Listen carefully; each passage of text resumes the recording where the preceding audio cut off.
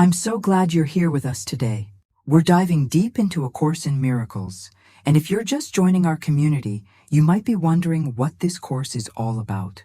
I'd love to invite you to check out the very first video on this channel, where I break down exactly what A Course in Miracles is, how it came to exist, and why it's been transforming lives for over 5 decades. It'll give you the perfect foundation for everything we explore together here. Now, let me ask you something. Have you ever felt torn between what you think you should feel and what you actually feel? Have you ever said, "I love you," while simultaneously feeling afraid, resentful, or guarded? Have you ever noticed how the relationships you cherish most can also be the source of your deepest anxiety and pain? If you're nodding right now, you're not alone. This contradiction lives at the very heart of the human experience. And today we're going to explore why that is and what we can do about it. Today's topic is one of the most liberating and challenging teachings in A Course in Miracles: love without conflict. We're exploring Chapter 4, Section 3, titled The Illusions of the Ego, and specifically, this revolutionary idea that real love and conflict cannot coexist. They are mutually exclusive. One is real and one is illusion. The ego would have you believe that love is complicated, that it requires sacrifice, negotiation, and yes, even pain. But the Course is here to tell you something radically different. Think about it for a moment. How much of your energy each day goes into managing conflict? Not just the obvious arguments and disagreements, but the subtle internal wars. The worry about whether someone loves you enough. The fear of being rejected or abandoned. The negotiation of needs and wants. The keeping score. The withholding and the calculating. We've been taught that this is just how love works in the real world. We've been conditioned to believe that conflict is not only inevitable, but somehow necessary for growth, for passion, for keeping things real. But what if that's the ego's greatest lie? What if everything you've learned about love has been turned upside down? What if the version of love you've been taught to accept is actually a counterfeit, a distortion designed to keep you trapped in fear and separation? The ego has a vested interest in your confusion. It needs you to believe that love is risky, conditional, and limited. Why? Because the ego itself is built on the foundation of separation. It cannot survive in the presence of real love, because real love dissolves all boundaries, all separation, all fear. Real love is the end of the ego, and the ego knows it. So the ego does something very clever. It creates a substitute for love, something that looks like love, feels like love, and calls itself love, but is actually laced with fear. This is what the Course calls special love, and it's the ego's masterpiece of deception. Special love says, "I will love you if you meet my needs. I will love you as long as you make me feel secure. I will love you until you disappoint me." And we accept this because we don't know there's another way. But here's the beautiful truth that the Course reveals. You were created in love, by love, as love. Conflict is not your nature. Fear is not your inheritance. The anxiety, the defensiveness, the need to control and protect yourself, these are not who you really are. They are the ego's voice, and you have been mistaking it for your own. Today, we're going to look at how the ego hijacks love, how it twists something pure into something painful, and most importantly, how you can begin to recognize the difference between the ego's version of love and the real thing. Because once you see it, once you truly understand what love without conflict actually means, everything changes. Your relationships change. Your inner peace deepens. Your entire experience of life transforms. So take a breath, open your heart, and let's begin this journey together into the truth of who you really are. Let's start by understanding something fundamental. The ego cannot love. I know that sounds harsh, maybe even shocking, but stay with me here because this is actually liberating news. The ego is structurally incapable of love, and once you understand why, you'll stop expecting it to deliver something it was never designed to give you. Here's what the ego actually is. It's a thought system built entirely on the idea of separation. The ego came into existence the moment you believed you could be separate from God, separate from your source, separate from love itself. And that foundational belief in separation created fear. Because if you're separate, you're vulnerable. If you're separate, you're incomplete. If you're separate, you're in danger. So the ego's entire existence depends on maintaining the belief in separation. It needs you to feel separate to survive. And here's the problem. Love, real love, dissolves separation. Love unifies. Love connects. Love makes boundaries disappear. Do you see the conflict? The ego cannot allow real love because real love would be its death sentence. But the ego is clever. It knows you crave love.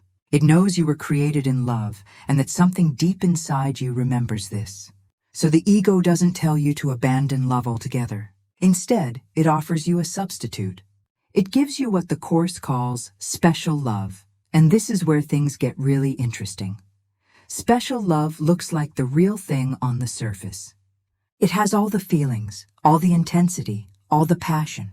But special love is actually a bargain, a transaction. The ego says, I will love you because you complete me. I will love you because you make me feel less alone. I will love you because you give me what I need. Notice the word because in every one of those statements. That little word reveals everything. Real love has no because. Real love just is. Special love is always conditional. It's always based on what you can get from the other person. And here's where conflict becomes inevitable.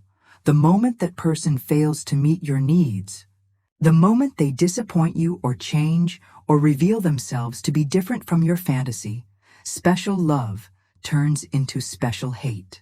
The flip happens in an instant. One moment you're declaring undying devotion.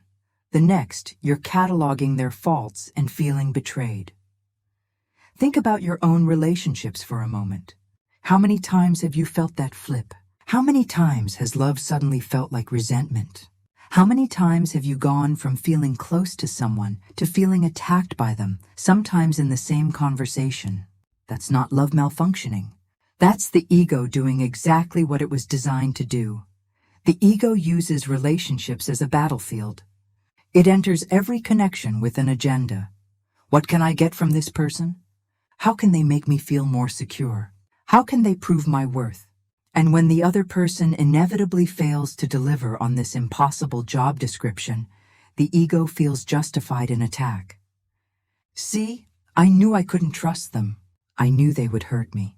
I knew love was dangerous. But here's what the Course wants you to understand. That was never love in the first place. That was the ego's counterfeit, designed to keep you locked in a cycle of seeking and never finding, of hoping and being disappointed, of opening and then defending. The ego needs you to stay on this hamster wheel, because as long as you're seeking love outside yourself, you'll never find the love that you already are. The ego made love into something you have to earn, something you have to fight for, something scarce and conditional. And in doing so, it guaranteed that you would always feel lacking, always feel incomplete, always feel at war. Because that's what the ego needs to survive, your belief that you are not enough, that you need something outside yourself to be whole, that love is something you must pursue rather than something you already possess. This is the ego's impossible attempt to find love while maintaining separation, to feel connected while staying defended, to experience peace while constantly preparing for attack. It cannot be done, and the exhaustion you feel in your relationships, that's not weakness. That's the natural result of trying to do the impossible. Now let's talk about what real love actually is, because once you understand this, you'll never settle for the ego's version again. Real love is not an emotion. It's not a feeling that comes and goes based on circumstances. Real love is your natural state. It's what you are, not what you do or what you feel. This is revolutionary, so let me say it again. You are love. Not you have love. Not you can give love. You are love itself. God created you as an extension of Himself, and God is love. That means you were literally created from love. as love, in love. This is not poetry or metaphor. This is the ontological truth of your being. Love is your essence, your substance, your very existence. You can forget this. You can deny this. You can cover it up with layers of fear and defense, but you cannot change it. Here's what makes real love so different from what the ego offers. Real love has no opposite. The ego will tell you that the opposite of love is hate, but that's not true. Hate is just fear wearing a mask. Real love has no opposite because real love is all there is. Everything else is illusion, a dream, a temporary forgetting of what's true. Think about the sun for a moment. The sun doesn't choose where to shine. It doesn't say, I'll shine on this person but not that one. I'll give warmth to those who deserve it and withhold from those who don't. The sun simply shines. That's its nature. It can't do otherwise. And that's how real love works. It extends. It radiates. It gives of itself continuously. Not because it should, not because it's trying to be good, but because that's what it is.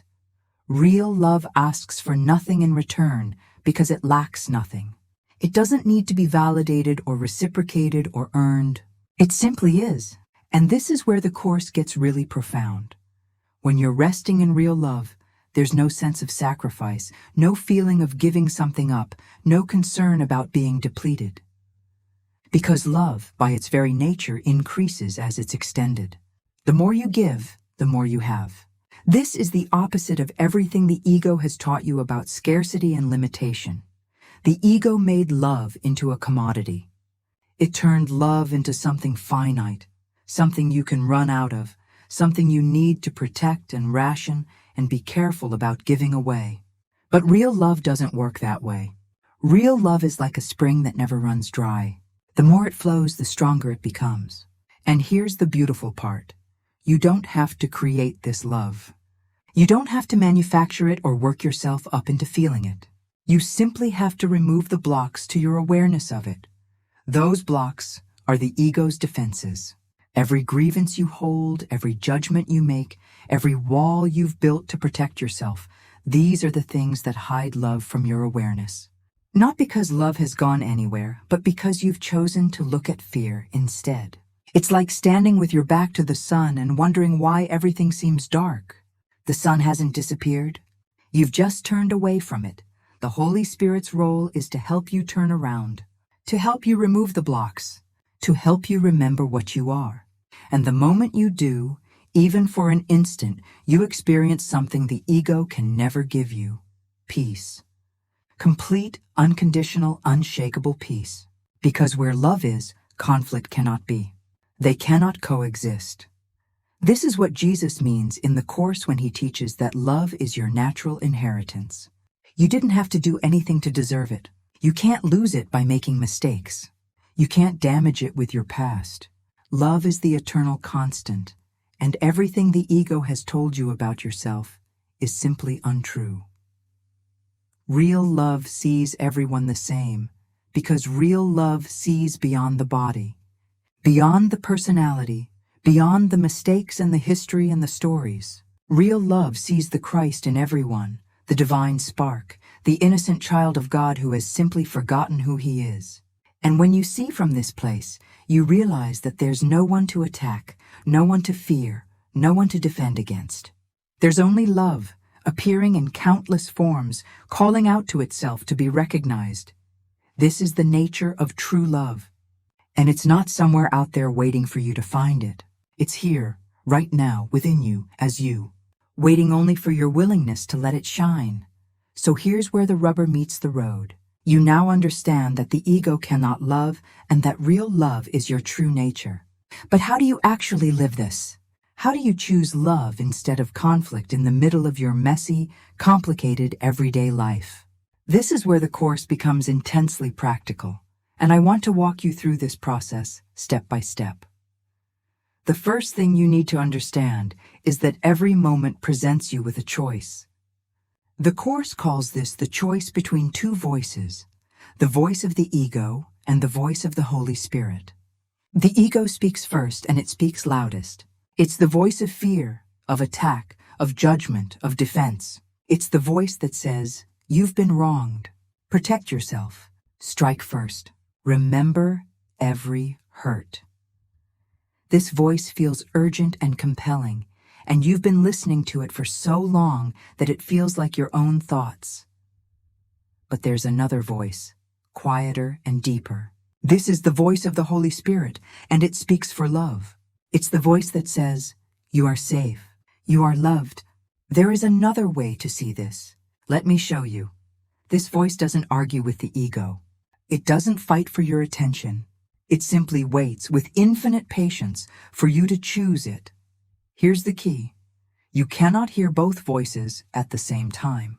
You're always listening to one or the other, and whichever voice you listen to determines your entire experience. When you listen to the ego, you experience conflict, anxiety, separation, and pain. When you listen to the Holy Spirit, you experience peace, connection, clarity, and love. It's that simple, and it's that profound. So how do you know which voice you're hearing? Here's a foolproof test. How do you feel? The ego's voice always produces some form of discomfort. It might be anger, fear, anxiety, guilt, or just a subtle uneasiness. The Holy Spirit's voice produces peace, always, without exception. If you're feeling conflicted, confused, or upset, you're listening to the ego. If you're feeling calm, clear, and loving, you're listening to the Holy Spirit. Now, let's get practical. Someone cuts you off in traffic. Someone criticizes you at work. Someone you love disappoints you. In that moment, the ego will erupt with thoughts of attack. How dare they? Who do they think they are? I'll show them. And you'll feel that familiar surge of righteous anger, that tightness in your chest, that need to defend and retaliate. This is your choice point. This is the holy instant the Course talks about. You can follow the ego into conflict, or you can pause, take a breath, and ask the Holy Spirit for another way to see this situation. You don't have to pretend you're not upset. You don't have to fake feeling peaceful. You simply have to be willing to see things differently. And here's what happens when you make that choice. The Holy Spirit shows you what's really happening beneath the surface. That person who cut you off? They're living in fear, just like you sometimes do. That colleague who criticized you? They're projecting their own insecurity. That loved one who disappointed you? They're doing the best they can with the awareness they have. And suddenly, instead of an enemy, you see a brother. Instead of an attack, you see a call for love. This is forgiveness, not the ego's version where you condescend to pardon someone while secretly holding on to the grievance. Real forgiveness, which recognizes that nothing real has actually been threatened, nothing real has been damaged, because the only reality is love. Everything else is the ego's nightmare, and you can choose to wake up from it. The Course gives us a powerful practice for this. Be still and know that I am God. When you feel conflict rising, when you feel the ego taking over, when you feel that familiar spiral into fear and attack, stop. Be still. Remind yourself of the truth. You are not a body at war with other bodies. You are spirit, created in love, surrounded by love, and capable of seeing only love when you choose to look with the Holy Spirit's vision. This doesn't mean you become passive. It doesn't mean you allow yourself to be mistreated. It means you respond from love instead of fear, from strength instead of defense, from truth instead of illusion, and that changes everything. So let's bring this all together. Love and conflict cannot coexist. They are mutually exclusive. One is real and one is illusion. The ego will keep offering you its version of love, the version laced with conditions and fear and the promise of inevitable pain. But now you know there's another way. You are not the ego's creation. You are God's creation, fashioned in perfect love, innocent and whole. The conflict you've experienced in your relationships, in your mind, in your heart, that's not who you are. That's the ego's dream, and you have the power to wake up from it at any moment. This awakening doesn't happen all at once. It happens in small choices, moment by moment, situation by situation. Each time you choose to listen to the Holy Spirit instead of the ego, each time you choose peace over being right, Each time you choose to see a brother instead of an enemy, you're remembering the truth of who you are. And that remembering is the transformation. You don't have to be perfect at this. You don't have to get it right every time. The Holy Spirit is infinitely patient, and grace is always available.